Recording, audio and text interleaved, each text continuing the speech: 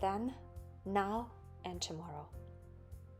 Being an educator, I find myself being in an ongoing search for the right approach, the correct methods, the perfect and ideal way to get through to my students.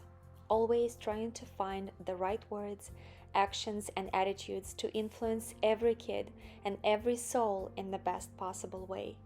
In a constant search for the key to every little heart. That's to make our world a little better place than it was before. Because our world is made by history, and because knowledge of the past offers new perspectives about the present, I find that history helps me answer some of my questions, or at least gives me a deeper insight into my life and the lives of others. Being an educator, even more so, I realize that I bear an enormous responsibility of shaping the future world by the way I shape my students' minds.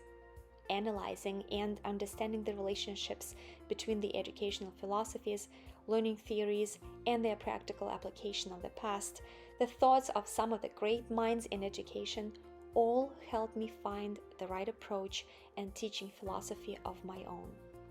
What makes it even more interesting is that American education has not been stable throughout the years and has been evolving, undergoing influences from the outside world as well as the constantly changing minds of the American people themselves. Before the 20th century, education was applied in its simplest way. The knowledge was gained through recitation of facts, literacy in the form of reading and writing, a knowledge of the spoken language, and families needed children to work and to support the family. Theories of learning based on behaviorist views dominated the psychology of learning during the first half of the 1900s. Students were mainly expected to understand and learn the basic skills in reading, writing, and math. And due to the changing world culture and all the events, including the rise of industry, World War I and II, space race, technological innovations, and others, the learning and societal perceptions regarding learning started to change. A huge contribution to the American education was made by the philosopher, psychologist, and educational reformer John Dewey. He introduced the child-centered pedagogy, which is highly recommended and believed to be the most successful approach to teaching today. I believe and follow this philosophy in my own instruction. The focus of teaching is on the student versus the teacher. Students decide what material they learn and how they learn, which increases motivation to learning and effectiveness of teaching tremendously. Going back to the history and its leaders, Martin Luther King Jr. fought against racial discrimination. It took many decades and the force of civil rights legislation and court decisions before universal access to public education matured into the full pursuit of equal educational opportunity for all racial, ethnic, religious, and linguistic groups, as well as for girls and children with disabilities. Philosophers and educators have always been trying to understand and improve the process of learning.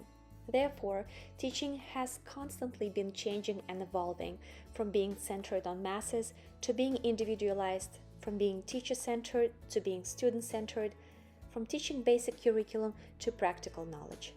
Today, we understand that all learners are different, and the individualized instruction and education facilitate learning. For learners to become lifelong learners, we must make the experiences they have positive and valuable. I also believe that a true educator must not only teach the curriculum, but life lessons and personal growth as well, by primarily modeling it him or herself. Whereas American education is moving, what I'd like to say, the right direction, there are still gaps and nuances that have to be addressed. One of them is that American educational system is more decentralized than in many other countries. The schools are mostly funded and ruled by the states versus the federal government. States make key decisions about the number of school days, academic content standards, testing, graduation, teacher certification, and much more. As a result, efforts to achieve common nationwide missions become vague. I would like to see American government to not only talk about setting high expectations and providing high quality education, but also take an active role in implementing this as well by supporting schools and higher education institutions financially, creating organizations with competent staff to help regulate standards, testing, and other important educational processes. Living in the era of increasing development of technology, which brings the myriad of opportunities to education, from connecting to the world's best teaching resources to letting children explore the world through technology, meeting new people, and visiting places all over the world without ever leaving their classroom and home. And yet, there are some concerns connected with the use of technology. One, it can be a distraction. There were studies done that revealed a direct correlation of the use of a digital device with the onset of ADHD in children and adults. More disturbingly, technology can pose a real threat to students' privacy, security, and even life. Students' personal information is under risk to be hacked, and there are numerous situations worldwide where teenage students are forced into unlawful activities as well as getting into games which would force them to commit suicide as a challenge in a game. I believe the country should continue investing into the development of technology, but invest into the protection from it as much, if not more. Whereas I do understand that a lot depends on the powers that be, however, I do believe that each person can make a difference. I can make a difference.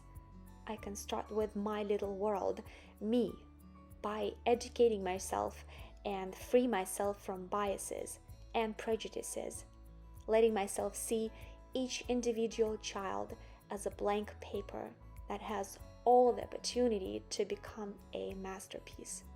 And each has so much in them, so many different stories, maybe another language, life experiences, ideas, and feelings. Well, the choice of my profession was probably predetermined from my very childhood.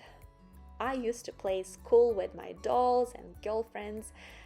I liked teaching and explaining, writing on a blackboard with a piece of chalk, grading my students. Same was with the piano lessons. I would put my dolls by the instrument and explain to them the notes, melody, and solfeggio. Interestingly, I liked school, but I really liked and was especially good at the subjects where I loved the teacher. I used to like the teachers who'd be strict enough but caring, with a sparkle in their eyes and passion for what they did. I guess that feeling was contagious because we all wanted to do the homework and never wanted to upset the teacher, because she really wanted us to learn something very important, and for sure, she truly loved us.